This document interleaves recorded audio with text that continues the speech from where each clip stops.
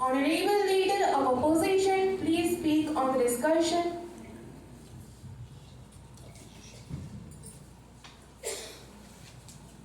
अध्यक्ष महोदया, सबसे पहले मैं राष्ट्रपति जी को आभार व्यक्त करना चाहती हूँ कि उन्होंने दोनों सदनों के संयुक्त बैठक को संबोधित किया है। मैं, आप और इस सदन में सभी इस सच्चाई को जानते हैं कि जब कभी भी राष्ट्रपति जी का अभिभाषण होता है तो वो अभिभाषण निश्चित रूप से सरकार के कामकाज, सरकार के संकल्प, सरकार के वादों और सरकार के इरादों का ही एक दस्तावेज है। इससे जनता यह भी अपेक्षा रखती है कि ये जो अभिभाषण होगा इससे सरकार का लक्ष्य क्या है। और मैं ये कहना चाहती हूँ कि इसको जहाँ पर हाईलाइट किया जाएगा वहीं पर ही सरकार अपना मंतव्य रखेंगे, अपना वचनबद्धता को प्रकट करेंगे। माननीय अध्यक्ष महोदया, राष्ट्रपति जी के माध्यम से मैंने पूरा अभिभाषण को सुनी भी हूँ और पढ़ी भी हूँ, तो मैं ये जरूर कह सकती हूँ कि ये जो अभिभाषण है ये घोर निराशाजनक है। और इसके साथ साथ मैं यह भी कह सकती हूँ कि जो अभिभाषण से मुंह फेराने वाली बात इससे भी और निराशाजनक है। इसके लिए मैं राष्ट्रपति महोदया को जिम्मेदार नहीं ठहराना चाहती हूँ। इसके लिए अगर कोई जिम्मेदार है तो वो है इस झूठी लालची सरकार। सरकार इस जवाबदेही से नहीं बच सकती। अध्यक्ष महोदया, क्या हमारी संवेदना पूरी तरह से खत्म हो गई है? क्या जनता के दर्द को, गरीबों के दर्द को, बेरोजगार नौजवानों के दर्द को हम नहीं समझते? क्या पूरी ईमानदारी के साथ हमें रिएक्ट करने में संकोच होती है? आंकड़े प्रस्तुत किए जा रहे थे कि सरकार के आने के बाद गरीबी तेजी से घटती जा रही है और ये भी आश्वस्त किया गया था कि अगले 10 वर्षों में रोजगार के नए अवसर सृष्टि होंगे। मैं उन आंकड़ों में नहीं जाना चाहती, मगर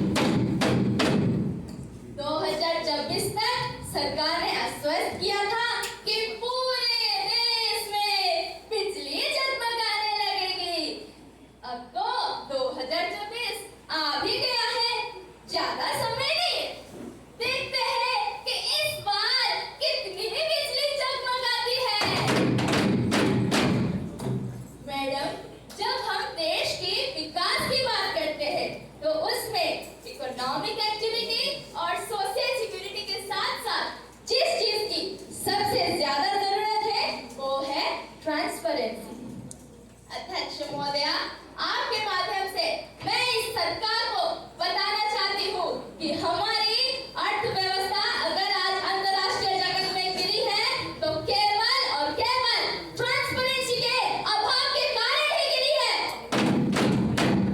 सरकार को इसके प्रति ध्यान देना होगा कि कैसे ज्यादा से ज्यादा ट्रांसपेरेंसी पैदा की जा सके।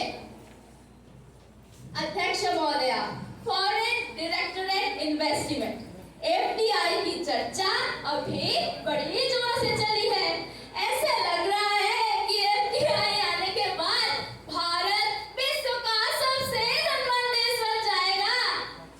मैं ये कहना चाहती हूँ कि अभी बड़ी जोर की चर्चा चली है कि सरकार ब्लैक मनी को हटाने की कोशिश करेंगे।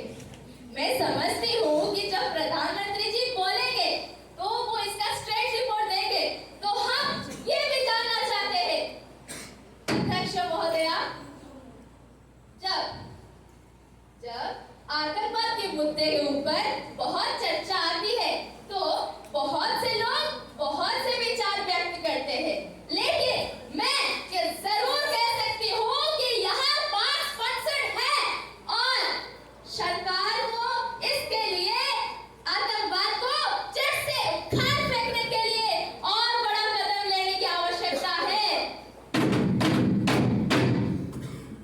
अध्यक्ष महोदया, मैं इस अभिभाषण के दौरान यह जरूर कह सकती हूँ कि मेरी इस अभिभाषण से सरकार ने जरूर अपना चुनौती मैदान सजा कर रखा होगा, लेकिन मुझे यह कहना है कि ये जो अभिभाषण होना चाहिए ये केवल चुनौती मैदान सजाने के लिए नहीं होना चाहिए।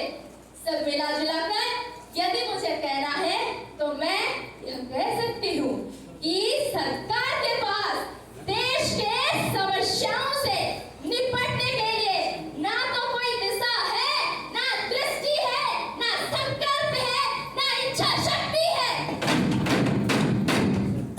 हम सबको पता है सच्चाई हमेशा कड़वा होती है, तो मेरी ये बातें सरकार को बहुत आघात पहुंचा रही होगी, पर क्या करें, जलने वाले को जलने दो, जलने वाले को जलने दो। अरे भाई, अभी तो तुम लोग सरकार में हो, अरे भाई तुम लोग सरकार में हो, देश की उन्नति के लिए कुछ करो, कुछ करके दिखाओ। इन्हीं शब्दों के साथ मैं अपनी बात को विराम देती हूँ। जय हिंद।